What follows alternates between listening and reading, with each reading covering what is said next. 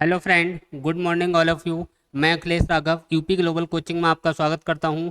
आज हम जिस टॉपिक पे बात करेंगे वो बेहद ही महत्वपूर्ण टॉपिक है और वो टॉपिक है हमारा भारत की प्रमुख जनजातियां।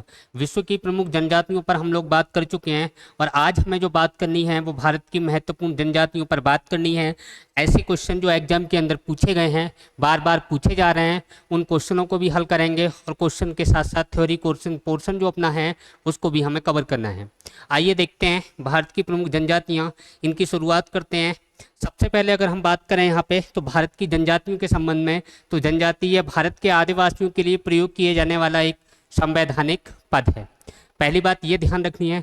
दूसरी बात, जो भारत की जनजातियां हैं ये कौन सी होंगी इसका उल्लेख संविधान में नहीं है, लेकिन जो जनजाति शब्द का है, अनुसूचित जनजाति शब्द का उल्लेख संविधान में दे रखा है। बात क्लियर हो गई।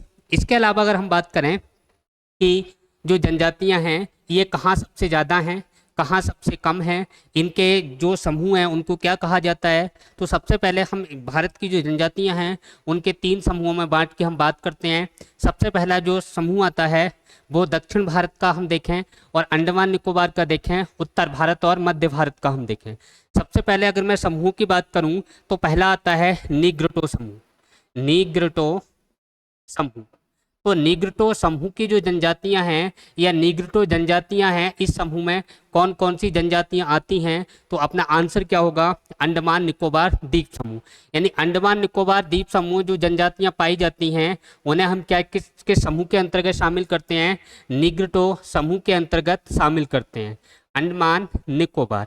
और इसमें जो जनजातियां हैं वो कौन कौन सी हैं, जैसे महत्वपूर्ण जनजातियों की अगर हम बात करें तो जारवा है, सोमपेन है, सेंटलीज है। ये जनजातियां कहाँ की हैं, तो इन जनजातियों की बात करें तो ये अंडमान निकोबार की हैं और ये किस समूह के अंतर्गत आएंगी, नीग्रोटो समूह के अंतर्गत आती हैं। इसके बाद अगर हम दक्षिण भारत की बात करें या द्रविड़ परिवार की हम बात करें तो इसमें भी कुछ जनजातियां आती हैं और वो जनजातियां कौन सी हैं, उसका समूह को हम क्या कहते हैं। उसमें अगर नंबर 2 पे अगर हम बात करें तो उसको हम कहते हैं प्रोटो ऑस्ट्रेलियाइड समूह। प्रोटो ऑस्ट्रेलियाइड समूह है, उसमें कौन कौन सी जनजातियां आती हैं, उसमें सारी जनजातियां दक्षिण भारत की आती हैं। जैसे हम चैंचू की बात करें, जैसे हम टोड की बात करें, टोड या टोडा जनजाति है, ये जो नीलगिरी पर्वत पर पाई जाती है, ये किस समूह के अंतर्गत आएंगी, तो आंसर क्या होगा, प्रोटो ऑस्ट्रेलाइड समूह। लिख लेते हैं, प्रोटो ऑस्ट्रेलाइड ऑस्ट्रेलॉइड समूह। ये प्रोटो ऑस्ट्रेलाइड समूह हैं, इसमें कौन सी जनजातियां आएंगी, तो ये कहाँ समूह मिलेगा, दक्षिण भारत आपको बताना है। कहाँ मिलेगा, दक्षिण भारत आपको बताना है। तीसरे की अगर हम बात करें तो तीसरा मंगोलाइड समूह है। तीसरा कौन सा है, मंगोलाइड समूह। अगर मैं मंगोलाइड समूह की बात करूं तो मंगोलाइड समूह की जो जनजातियां हैं ये कहाँ मिलेंगी, तो आंसर हम क्या देंगे, पूर्वोत्तर भारत में। क्या आंसर देंगे, पूर्वोत्तर भारत में। पूर्वोत्तर भारत में। एक बार फिर देखिए, अगर आपसे पूछा जाए निग्रोटो समूह अंडमान निकोबार में पाया जाता है, प्रोटो ऑस्ट्रेलाइड समूह की बात करें तो ये दक्षिण भारत में पाया जाता है, अगर हम मंगोलाइड की बात करें तो ये पूर्वोत्तर भारत में पाया जाता है।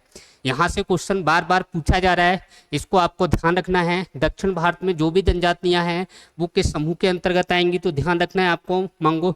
दक्षिण भारत की बात करें तो प्रोटो ऑस्ट्रेलाइड के, पूर्वोत्तर भारत की बात करें तो किस में आएंगी, मंगोलाइड समूह में आएंगी। और निग्रोटो समूह में कौन सी जनजातियां आएंगी, जो अंडमान निकोबार में निवास करती हैं। जैसे हम बात करें जारमा, सैम्पेन, सेंटलीज, ये सब किस में आ जाएंगी, निग्रोटो समूह में आ जाएंगी। प्रोटो ऑस्ट्रेलियाइड की बात करें, जैसे हम बात करें चैचू जनजाति, टोडा जनजाति, ये किस में आ जाएंगी, प्रोटो ऑस्ट्रेलियाइड समूह में आ जाएंगी। मंगोलाइड की हम बात करें तो अहोम जनजाति जो असम में पाई जाती है, चकमा जनजाति जो असम में पाई जाती है, ये सब किसके अंतर्गत आ जाएंगी, कौन से के, मंगोलाइड समूह के अंतर्गत। इतनी बात क्लियर हो गई। अब देखो जनजातियों की हम शुरुआत करते हैं, तो ये जनजातियां भारत में, भारत की जनसंख्या का कितने परसेंट हैं, तो भारत की अगर जनसंख्या की बात करें तो इसका 8.6% भारत में जनजाति पाई जाती है। कितने परसेंट, 8.6% के लगभग। ये 2011 के जो आंकड़े हैं उनके अनुसार कितनी जनजाति पाई जाती है, भारत की कुल जनसंख्या का 8.6% भारत में पाया जाता है। अब दूसरा क्वेश्चन जो बनता है, भारत की सबसे बड़ी जनजाति, सबसे बड़ी जनजाति। तो भारत की सबसे बड़ी जनजाति की हम बात करें तो आंसर क्या होता है अपना, भील। भारत की सबसे बड़ी जनजाति कौन सी हो जाएगी, भील। इसके अलावा जो भील है, अगर हम भील में थोड़ी और बात कर लें, ये भील जनजाति सर्वाधिक कहाँ पाई जाती है, सर्वाधिक अगर पूछी जाए तो आंसर क्या हो जाएगा, मध्य प्रदेश। सबसे ज़्यादा एमपी में पाई जाती है, मध्य प्रदेश में पाई जाती है। भारत की सबसे बड़ी जनजाति कौन सी है, तो भील है। भारत की दूसरी सबसे बड़ी जनजाति पूछी जाए, भारत की दूसरी सबसे बड़ी जनजाति, भारत की दूसरी सबसे बड़ी जनजाति, बड़ी जनजाति, दूसरी सबसे बड़ी जनजाति पूछी जाए तो क्या होगी, गौंड होगी। कौन सी होगी, गौंड होगी। और भारत की पहली सबसे बड़ी जनजाति पूछी जाए, फर्स्ट सबसे बड़ी पूछी जाए तो सबसे बड़ी पहली जनजाति कौन सी होगी, भील होगी। और भील सर्वाधिक कहाँ पाई जाती है, तो आंसर अपना क्या होने वाला है, मध्य प्रदेश में पाई जाती है। इसके अलावा और क्वेश्चन क्या बनते हैं, उन क्वेश्चनों को अगर हम देखें तो ये जो भील जनजाति है, ये कुल जनसंख्या का कितने परसेंट है, भील जनजाति है कुल जनसंख्या का कितने परसेंट है। तो ये ऐसे क्वेश्चन कि कौन सी जनजाति कितने परसेंट में है, ये नहीं पूछे जाएंगे। आपको जो ध्यान रखना है वो यही ध्यान रखना है कि भारत में कुल जनसंख्या का कितने परसेंट जनजाति है, तो आपको 8.6 बताना है। दूसरी, भील जनजाति सबसे अधिक कहाँ पाई जाती है, तो आंसर मध्य प्रदेश में बताना है। और मध्य प्रदेश में सबसे ज़्यादा जनजातियाँ पाई जाती हैं। क्वेश्चन ध्यान रखना, मध्य प्रदेश में, मध्य प्रदेश में सबसे अधिक जनजातियां पाई जाती हैं। सबसे अधिक जनजातियां पूछी जाएं तो कहाँ बताओगे, मध्य प्रदेश में बताओगे। और सबसे अधिक जनजाति में मध्य प्रदेश में पाई जाती हैं, ये मध्य प्रदेश की कुल जनसंख्या का, मध्य प्रदेश की कुल जनसंख्या का कितने परसेंट हैं, लगभग 21% हैं। कितने परसेंट हैं, लगभग 21% जनजाति कहाँ हैं, मध्य प्रदेश में है। एक बार फिर सुनिए, यानी सबसे ज़्यादा जनजातियाँ किस राज्य में निवास करती हैं, तो आंसर क्या होगा, मध्य प्रदेश में। और मध्य प्रदेश की जनसंख्या का कितने परसेंट जनजातियाँ हैं, तो आंसर क्या हो जाएगा अपना, 21% आंसर हो जाएगा। दूसरी बात, और महत्वपूर्ण क्वेश्चन स्टार लगा के लिख लेना, जो क्वेश्चन मैं लिख रहा हूँ यहाँ पे। पहला क्वेश्चन आप सुनिए, पहला क्वेश्चन ये है कि किस जनजाति ने सर्वप्रथम 2019 के चुनाव में मतदान किया। किस जनजाति ने, किस जनजाति ने, किस जनजाति ने 2019 के चुनाव में, 2019 के चुनाव में सर्वप्रथम या पहली बार मतदान किया, पहली बार मतदान किया। तो आंसर क्या होगा, मतदान किया यनाद जनजाति। कौन सी जनजाति, यनाद जनजाति। और ये यनाद जनजाति कहाँ की है, तो आंसर क्या हो जाएगा अपना, आंध्र प्रदेश। यनाद जनजाति कहाँ की है, तो आंसर क्या हो जाएगा अपना, आंध्र प्रदेश। एक और क्वेश्चन आपसे पूछा जा सकता है, उस क्वेश्चन को भी आप ध्यान रखना। और क्वेश्चन है हमारा कि 2017 में किस जनजाति को भारत की नागरिकता दी गई। 2017 में, 2017 में किस जनजाति को, किस जनजाति को भारत की नागरिकता प्रदान की गई, भारत की नागरिकता प्रदान की गई। आंसर क्या होगा बताइए, कहाँ की जनजाति है ये, 2017 में जिसे भारत की नागरिकता प्रदान की गई है, ये जनजाति कहाँ की है, तो असम की है। कौन सी जनजाति है, चकमा जनजाति। कौन सी जनजाति है, चकमा। और ये कहाँ की है, असम की जनजाति है। इसे 2017 में भारत की नागरिकता प्रदान की गई थी। ये इंपॉर्टेंट क्वेश्चन है, ध्यान रखना। इससे और ज़्यादा महत्वपूर्ण क्वेश्चन आप सुनिए, अगर मैं बात करूं भारत की प्रथम महिला, भारत की प्रथम महिला, भारत की प्रथम महिला जो आदिवासी या जनजातीय समूह से हैं। भारत की पहली महिला जो आदिवासी राष्ट्रपति बनी, राष्ट्रपति बनी, यानी भारत की प्रथम महिला आदिवासी राष्ट्रपति पूछा जाए, या भारत की प्रथम महिला जो आदिवासी राष्ट्रपति बनी है, इनका नाम क्या है? तो इनका नाम है द्रौपदी मुर्मू।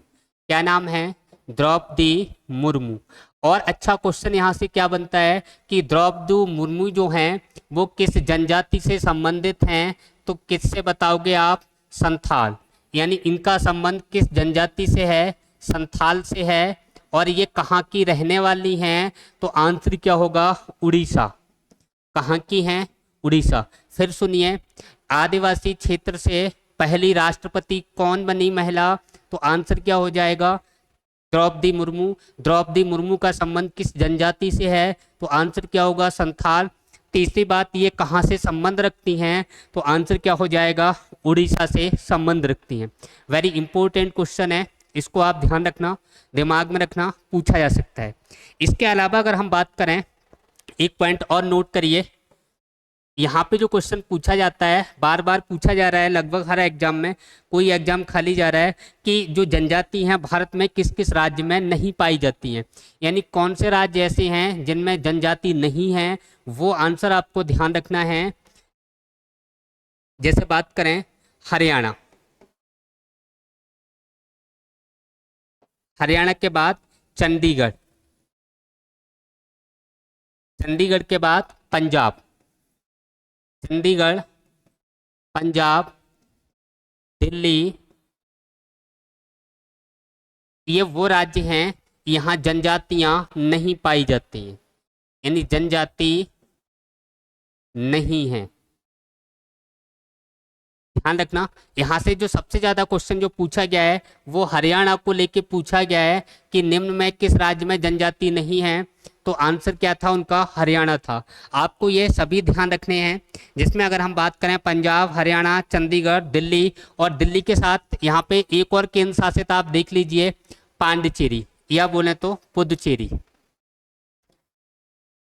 वेरी इंपॉर्टेंट, ये आपको ध्यान रखना है, यहाँ से क्वेश्चन बार बार पूछे जा रहे हैं।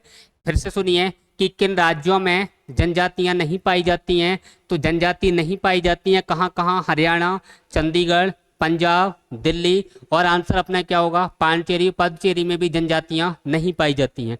और अच्छा क्वेश्चन सुनिए आप, और अगर हम यहाँ पे बात करें, कुछ राज्यवार जनजातियों की बात करें, यहाँ से क्वेश्चन पूछे जा रहे हैं। जैसे अगर मैं सबसे पहले बात करूँ अंडमान निकोबार की, अंडमान निकोबार, अंडमान निकोबार में अगर हम देखें तो सबसे पहले हम जिस जनजाति की बात करें, जारवा, वेरी इंपॉर्टेंट जनजाति है जारवा।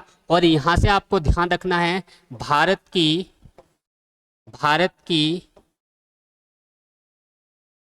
सबसे पुरानी जनजाति, यानी भारत की सबसे पहले की जनजाति कौन सी है? जारवा। और इसकी जनसंख्या आज की डेट में ये लगभग विलुप्ति की कगार पर है, और इसकी जनसंख्या जो वर्तमान में है वो 250 से 450 के बीच है। लगभग आप एवरेज 300 के करीब इनको मान सकते हैं। तो जारवा जनजाति का संबंध पूछा जाए तो कहाँ से हो जाएगा? ये अंडमान निकोबार से। इसके अलावा जारवा के अलावा और इम्पोर्टेंट कौन सी है? औज जनजाति। ध्यान रखना, औज जनजाति, इसका भी संबंध किससे है? अंडमान निकोबार से है। इसके बाद बात करें सेंटिलीज, कौन सी जनजाति? सेंटलीज। सेंटलीज जनजाति का संबंध भी कहाँ से है? अंडमान निकोबार से है। और अगर हम बात करें तो सोमपेन जनजाति, सोमपेन जनजाति का संबंध भी कहाँ से है? अंडमान निकोबार से है। ये बातें आपको ध्यान रखनी है, बहुत महत्वपूर्ण बातें हैं, हर एग्जाम में यहाँ से क्वेश्चन पूछा जा रहा है। औज जनजाति ध्यान रखना है, सेंटली ध्यान रखना है, सोमपेन ध्यान रखना है, ये कहाँ की हैं? अंडमान निकोबार की हैं। इनके अलावा अगर हम और देखें तो इसके अलावा एक महत्वपूर्ण राज्य आता है झारखंड। झारखंड से ज़्यादा क्वेश्चन पूछे गए हैं, और झारखंड से कहाँ कहाँ से क्वेश्चन पूछे गए हैं उनकी अगर हम बात करें, पहला क्वेश्चन, सबसे बड़ी जनजाति अगर पूछी जाए झारखंड की तो आंसर क्या होगा? झारखंड की सबसे बड़ी जनजाति अगर पूछी जाए तो आंसर हम क्या देने वाले हैं बताइए, कौन सी है? संथाल। झारखंड की सबसे बड़ी जनजाति पूछी जाए तो आंसर अपना क्या हो जाएगा? संथाल। दूसरी बात, यहाँ और कौन कौन सी जनजातियां हैं उन पे थोड़ा ध्यान देना। मुंडा, हो, मुंडा, हो, ये भी कहाँ की जनजातियां हैं? झारखंड की। इसके अलावा एक और ध्यान रखना है, उरांव। उरांव जनजाति भी कहाँ की है? उरांव जनजाति भी कहाँ की है? झारखंड की। अब इनसे संबंधित क्या क्या क्वेश्चन पूछे गए हैं वो क्वेश्चन आप सुनिए। क्वेश्चन की अगर हम बात करें कि ऐसी कौन सी जनजाति है जिसमें जो विवाह की जो प्रथा है, जिसे हम अंडी और ओपोरतीपी कहते हैं, अंडी और ओपोरतीपी कहते हैं, ये प्रथा किस जनजाति में प्रचलित है? तो किस में बताओगे? हो जनजाति में। कौन कौन सी? अंडी व ओपो रतीपी। अब ये जो है हो जनजाति में ये विवाह की प्रथा है, और विवाह में अंडी का मतलब क्या है? अंडी का मतलब जो विवाह होगा वो कैसा होगा? बातचीत के द्वारा विवाह होगा। इसमें क्या होता है? बातचीत के द्वारा विवाह, बातचीत द्वारा विवाह। और ओपोरतीपी की बात करें तो इसमें अपहरण द्वारा विवाह, अपहरण द्वारा विवाह। यानी विवाह की जो प्रथा हो जनजाति कहाँ की है? झारखंड की। और इसमें जो विवाह की कौन सी प्रथा प्रचलित है? अंडी और ओपोरतीपी। ये प्रथा में क्या होता है? अंडी में बातचीत के द्वारा विवाह होता है, जबकि ओपोरती में कैसा होता है विवाह? अपहरण के द्वारा विवाह होता है। इसके अलावा अगर हम उरांव की बात करें तो ये कुरुख भाषा बोलते हैं। कौन सी भाषा? कुरुख भाषा बोलते हैं, कुरुख भाषा बोलते हैं, इसीलिए इनको कुरुख जनजाति भी कहा जाता है। क्या कहा जाता है? कुरुख जनजाति। अगर कुरुख जनजाति पूछी जाए या उरांव जनजाति पूछी जाए तो हमें क्या बताना है? झारखंड बताना है।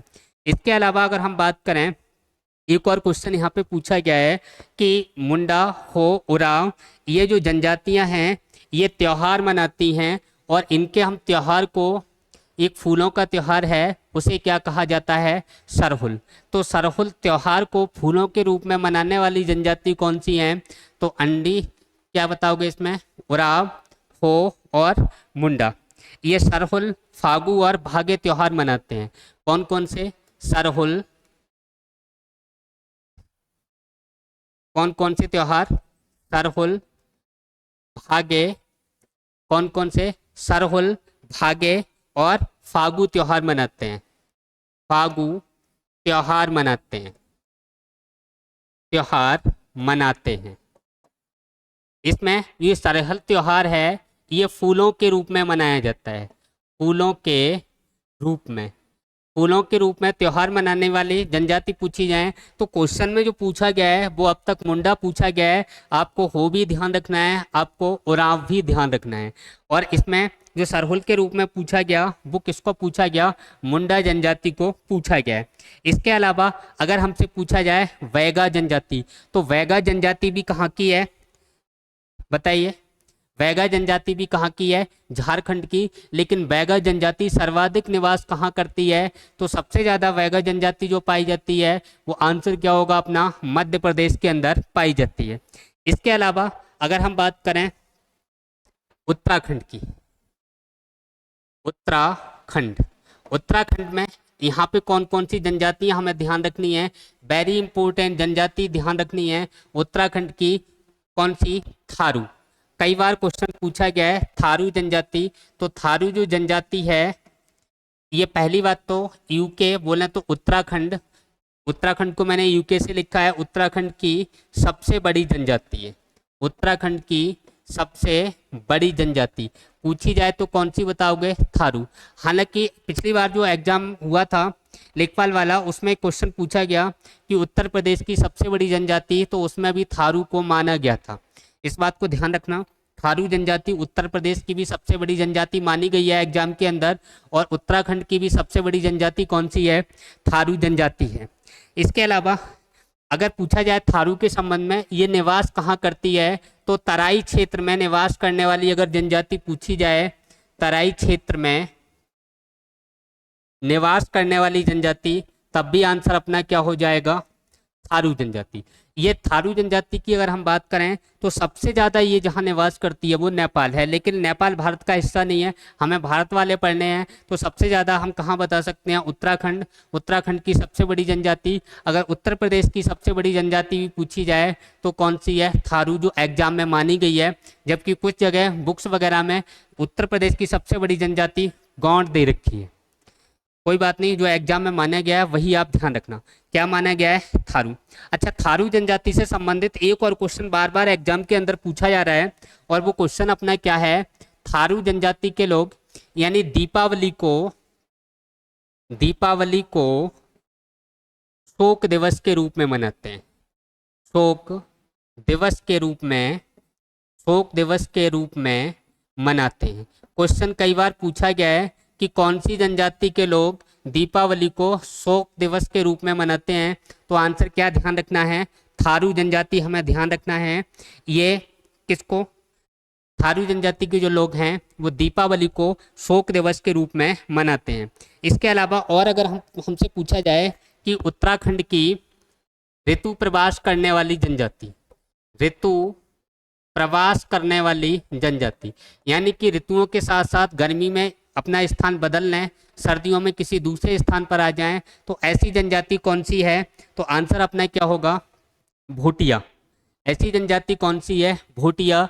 गर्मी में ये पहाड़ों पर चली जाती है और सर्दियों में घाटी में नीचे उतर आती है। तो उत्तराखंड की ऋतु प्रवास वाली जनजाति पूछी जाए तो आंसर क्या होगा, भूटिया। अगर शब्द भूटिया लिखा हो तो भूटिया कहाँ की जनजाति है, सिक्किम की। शब्द भोटिया लिखा हो तो भोटिया कहाँ की जनजाति है, उत्तराखंड की। भूटिया लिखा हो तो कहाँ की जनजाति है, सिक्किम की। दोनों में डिफरेंस ध्यान रखना। अगर आपसे पूछा जाए डाफर, तो डाफरा जनजाति कहाँ की है, डाफर पूछी जाए तो डाफर हो जाएगी हमारी कहाँ की, गुजरात की। और डाफला पूछा जाए तो डाफला कहाँ की हो जाएगी, अरुणाचल प्रदेश की। ये ऐसे शब्द हैं जो हमें देखने में एक जैसे लगते हैं, इनमें जो अंतर है कहाँ पाई जाती है, ये आप जरूर ध्यान रखना। ऐसे क्वेश्चन हम लोगों को मिसगाइड करते हैं। इसके अलावा और अगर हम बात करें उत्तराखंड में तो भोटिया हो गई। इसके अलावा बुक्सा जनजाति भी यहाँ पाई जाती है, बुक्सा तीसरी। चौथी अगर आप ध्यान रखें तो ध्यान रखना चाहें तो रख लें, एक है जौनसारी जनजाति। जौनसारी जनजाति भी कहाँ पाई जाती है, उत्तराखंड के अंदर पाई जाती है। इसमें आपको ध्यान रखना है कि उत्तराखंड की जो जौनसारी और कौन सी, बुक्सा, इनमें जो महत्वपूर्ण बातें हैं वो ध्यान रखना। एक तो अगर हम बात करें बुक्सा और एक बात करें जौनसारी, ये भी कहाँ मिलती हैं, उत्तराखंड। यहाँ से क्वेश्चन क्या पूछे गए हैं, राज्यों को लेकर नहीं पूछे गए हैं। जो क्वेश्चन पूछे गए हैं उस क्वेश्चन की अगर हम बात करें तो अगर हमसे पूछा जाए बहुपति विवाह कौन सी जनजाति करती है, तो बहुपति विवाह के लिए कौन सी जानी जाती है, जौनसारी जनजाति। बहुपति विवाह में क्या होता है कि जो लड़की शादी होके आएगी और अगर जिससे शादी हो रही है उसके 5 भाई हैं तो वो पांचों की पत्नी होगी। यानी कि ऐसा विवाह जिसमें किसी एक से विवाह हो और सभी भाइयों की पत्नी हो, इसको क्या कहा जाता है, बहुपति विवाह। बहुपत्नी नहीं है, बहुपति विवाह है। यानी कि उसकी जब शादी होगी तो पति एक से ज़्यादा होंगे। ये किसमें है, जौनसारी जनजाति में। बुक्सा से संबंधित एक क्वेश्चन पूछा जाता है कि अनुलोम प्रतिलोम विवाह किस जनजाति में होता है, तो अनुलोम प्रतिलोम विवाह की बात करें, अनुलोम प्रतिलोम विवाह पूछा जाए तो ये जो विवाह है ये किस जनजाति में होता है, बुक्सा जनजाति में। अनुलोम का मतलब क्या है कि लड़की निम्न कुल की और लड़का उच्च कुल का। प्रतिलोम का मतलब क्या है, लड़का निम्न कुल का और लड़की उच्च कुल की। ये अनुलोम प्रतिलोम विवाह किस जनजाति से संबंधित है, बुक्सा से। बहुपति विवाह किससे संबंधित है, जौनसारी जनजाति से। ये आपको क्लियर हो गए होंगे। इसके अलावा अगर हम बात करें तो और महत्वपूर्ण जनजातियों को थोड़ा देख लेते हैं। अगर हम बात करें उत्तर प्रदेश, तो उत्तर प्रदेश की सबसे बड़ी जनजाति कौन सी है, यूपी की अगर पूछी जाए तो सबसे बड़ी जनजाति कौन सी बताओगे, तो एग्जाम के अंदर जो मानी गई है वही मैं लिख दे रहा हूँ, कुछ जगह गौंड भी आपको मिल जाएगा। तो कौन सी जनजाति बताई गई है? थारू। उत्तर प्रदेश की सबसे बड़ी जनजाति कौन सी है? थारू। इसके अलावा और हमें जो ध्यान रखना है, खरवार को ध्यान रखना है। खरवार भी जनजाति कहाँ की है? उत्तर प्रदेश की। और ये किन जिलों में पाई जाती है? तो हम बात करें मिर्जापुर, मिर्जापुर, सोनभद्र, मिर्जापुर, सोनभद्र, इसको ध्यान रखना है। मिर्जापुर हो गया, सोनभद्र हो गया, गाजीपुर हो गया, देवरिया हो गया, गाजीपुर, देवरिया। कौन सी जनजाति पाई जाती है? खरवार। एक तो थारू इंपोर्टेंट है, दूसरी खरवार इंपोर्टेंट है। इसके अलावा अगर हम और देखें तो एक दो जनजाति और देख लें। बुक्सा है, सहरियार है, सहरियार, पंखा है। ये जनजातियां भी कहाँ हैं? उत्तर प्रदेश में। अच्छा, कभी कभी उत्तर प्रदेश के एग्जाम के अंदर इन जनजातियों के स्थान पूछ लिए जाते हैं, तो इनकी बात करें तो यहाँ पे बुक्सा भी पाई जाती है। तो ये कहाँ कहाँ हैं उनको देख लो। अगर मैं बुक्सा की बात करूँ तो ये जौनपुर। कहाँ बतानी है? बुक्सा कहाँ पाई जाती है? जौनपुर में। अगर हम बात करें पंखा, पंखा कहाँ पाई जाती है? इसको सही करना जरा, ये बिजनौर है बुक्सा। बुक्सा कहाँ पाई जाती है? बिजनौर। अगर हम पंखा की बात करें तो मिर्जापुर और सोनभद्र, मिर्जापुर प्लस सोनभद्र। अगर हम सहरियार की बात करें तो सहरियार जनजाति कहाँ पाई जाती है? कहाँ बताओगे? ललितपुर। कहाँ बताओगे? ललितपुर, ललितपुर। ये इंपॉर्टेंट है। एक बार फिर देखिए, उत्तर प्रदेश की सबसे बड़ी जनजाति थारू, खरवार जनजाति मिर्जापुर, सोनभद्र, गाजीपुर, देवरिया। सहरियार जनजाति ध्यान रखना है ललितपुर। पंखा जनजाति मिर्जापुर और सोनभद्र। बुक्सा जनजाति कहाँ पाई जाती है? बिजनौर के अंदर। बुक्सा जनजाति कहाँ पाई जाती है? बिजनौर के अंदर। और यहाँ से क्या क्वेश्चन पूछे गए हैं उनको आप देखिए। अगर पूछी जाए सबसे सुंदर जनजाति, सबसे सुंदर जनजाति कौन सी होगी? सबसे सुंदर जनजाति, आंसर क्या होगा अपना? बताइए। सबसे सुंदर जनजाति पूछी जाए तो कौन सी होगी सर्वाधिक सुंदर? जौनसारी। कौन सी होगी? जौनसारी। सर्वाधिक सुंदर जनजाति पूछी जाए तो जौनसारी। अगर पूछी जाए सर्वाधिक गहना प्रिय, सर्वाधिक गहना पहनने वाली, आभूषण पहनने वाली, तो सर्वाधिक गहना प्रिय जनजाति कौन सी होगी? तो आंसर अपना क्या होगा? बताइए। भील जनजाति। कौन सी? भील जनजाति। सर्वाधिक गहना प्रिय पूछी जाए तो भील जनजाति। सबसे ज्यादा सुंदर पूछी जाए तो जौनसारी जनजाति। अगर आपसे पूछा जाए श्रृंगार प्रिय, सर्वाधिक श्रृंगार करने वाली या श्रृंगार प्रिय जनजाति, तो श्रृंगार प्रिय में किसको बताओगे? बताइए। बंजारा। कौन सी? बंजारा। श्रृंगार प्रिय पूछी जाए तो बंजारा।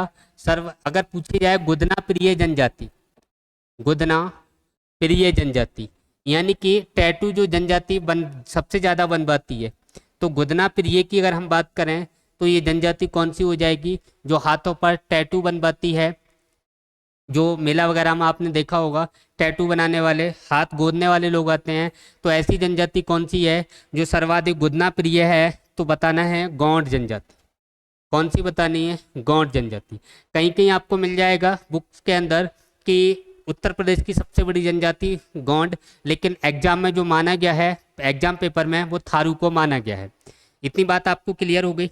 इसके अलावा अगर हम बात करें राजस्थान, अगर हम बात करें राजस्थान, तो राजस्थान की सबसे बड़ी जनजाति पूछी जाए तो आंसर क्या होगा? भील। सबसे बड़ी जनजाति पूछी जाए तो आंसर क्या होगा? भील।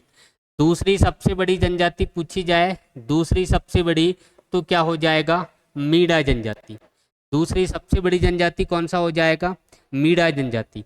एक और ध्यान रखना है, गरासिया जनजाति। गरासिया। और गरासिया की विशेषता क्या है? बताइए।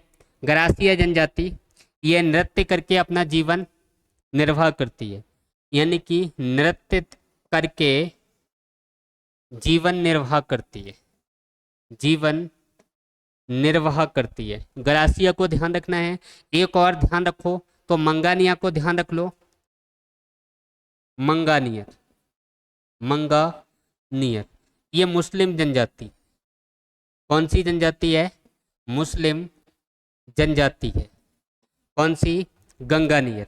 इसके अलावा अगर हम बात करें गुजरात, तो गुजरात की सबसे बड़ी जनजाति कौन सी है? गुजरात देखें तो गुजरात की सबसे बड़ी जनजाति कौन सी बताओगे आप? ये भील है। फिर सुनिए, भील सबसे बड़ी जनजाति गुजरात की है, राजस्थान की है, मध्य प्रदेश की है। और भारत की भी सबसे बड़ी जनजाति कौन सी है? भील, आपको ध्यान रखना है। इसके अलावा भारत में, गुजरात में देखें टोडिया, ये भी कहाँ की है? गुजरात की। डाफर, ये भी कहाँ की है? गुजरात की। इसके अलावा गुजरात के बाद अगर हम देखें सिक्किम, तो सिक्किम में दो आपको ध्यान रखनी है, एक तो लेप्चा और दूसरी भूटिया। लेप्चा और भूटिया कहाँ की हैं? सिक्किम की। अगर हमसे पूछा जाए लद्दाख, लद्दाख की कौन सी है? चांगपा। लद्दाख में आपको ध्यान रखना है चांगपा। अगर हमसे पूछा जाए जम्मू कश्मीर, JNK, तो बक्करवाल और गुर्जर, बक्करवाल और गुर्जर, कौन कौन सी हो जाएंगी? बक्करवाल और गुर्जर। अगर हमसे पूछा जाए हिमाचल प्रदेश की, तो हिमाचल प्रदेश की कौन सी जनजाति होगी? गद्दी जनजाति। और ये भी कैसी है? ऋतु प्रवास जनजाति है। अगर हम बक्करवाल की बात करें तो ये भी कैसी है? ऋतु प्रवास करने वाली जनजाति है। इसके अलावा अगर पूछा जाए टोडा जनजाति, इम्पोर्टेंट है टोडा जनजाति, तो टोडा जनजाति ये कहाँ मिलेगी? ये आपको नीलगिरी पर्वत पर मिलेगी, या नीलगिरी पहाड़ी। नीलगिरी पहाड़ी कहाँ बतानी है? तमिलनाडु, तमिलनाडु। और ये भी क्या करती है? बहुपति विवाह के लिए जानी जाती है। बहुपति विवाह। कौन सी जनजाति? टोडा जनजाति। अगर पूछी जाए चैंचू, तो चैंचू जनजाति सबसे ज्यादा कहाँ है? आंध्र प्रदेश है, आंध्र प्रदेश। और आंध्र प्रदेश के अलावा दूसरा अगर पूछा जाए तो इसके साथ साथ कहाँ मिलेगी? केरल के अंदर मिलेगी। चैंचू जनजाति ये इंपॉर्टेंट जनजातियां हैं, इन पे आप ध्यान देना, बहुत ज़्यादा इंपॉर्टेंट हैं, बार बार यहाँ से क्वेश्चन पूछे जा रहे हैं। इसके अलावा अगर हम बात करें लुसाई, लुसाई जनजाति, अगर हम बात करें मिकिर, रैगमा, इनको भी ध्यान रखना है। अगर लुसाई जनजाति की बात करें तो लुसाई जनजाति कहाँ की है? बताइए। कुक्की मैकी अगर पूछी जाए, कुक्की और मैकी, कुक्की और मैकी जनजाति, बताइए फटाफट। अगर हम यहाँ पे लुसाई देखें तो कहाँ की हो जाएगी? मणिपुर। कहाँ की होगी? मणिपुर।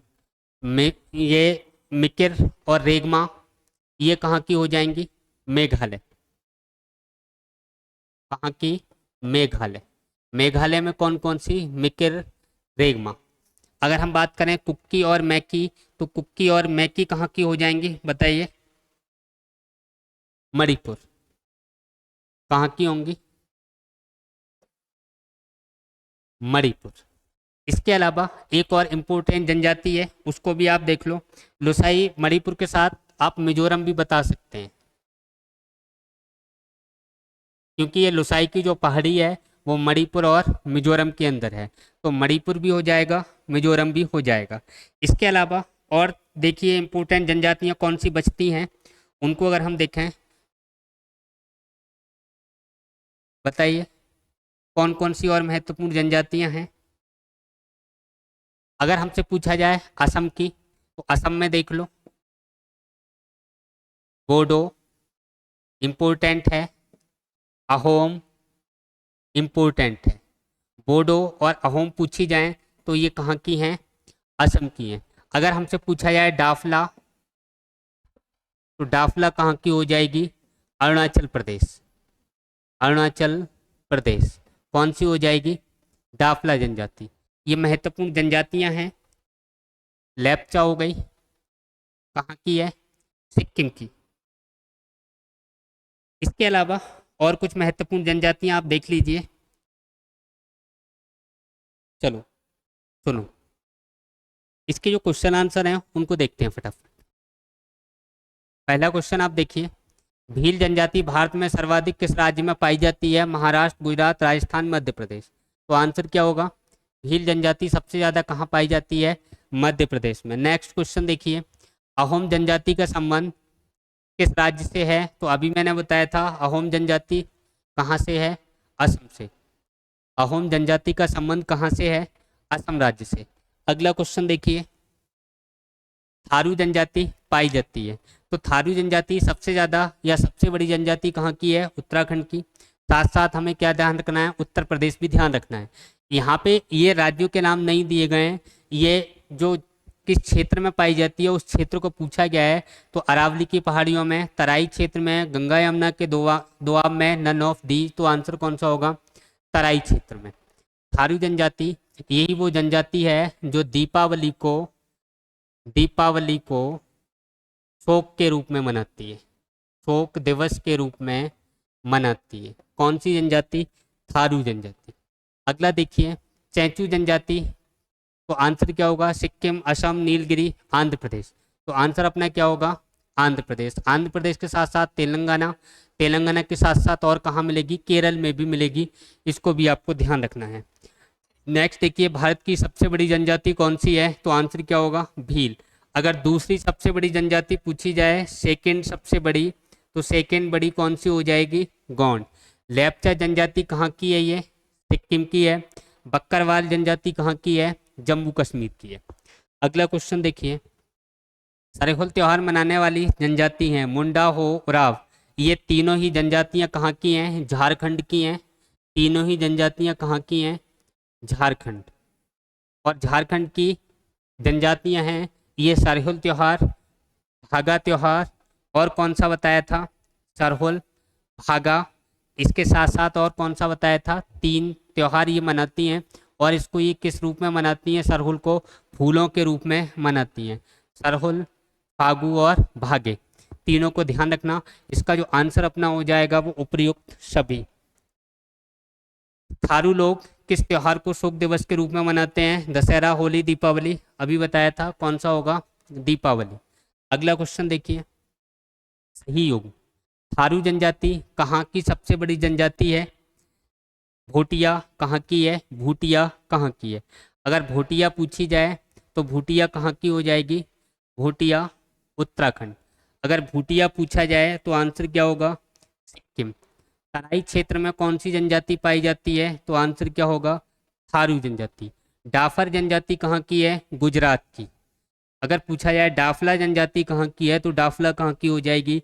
अरुणाचल प्रदेश की। डाफला एक पहाड़ी का भी नाम है, ये आपको ध्यान रखने हैं। नेक्स्ट क्वेश्चन देखिए, भारत की पहली आदिवासी महिला राष्ट्रपति का संबंध किस जनजाति से है? तो कौन सी से होगा? संथाल जनजाति से। और ये इनका नाम क्या है? द्रौपदी मुर्मू। द्रौपदी मुर्मू।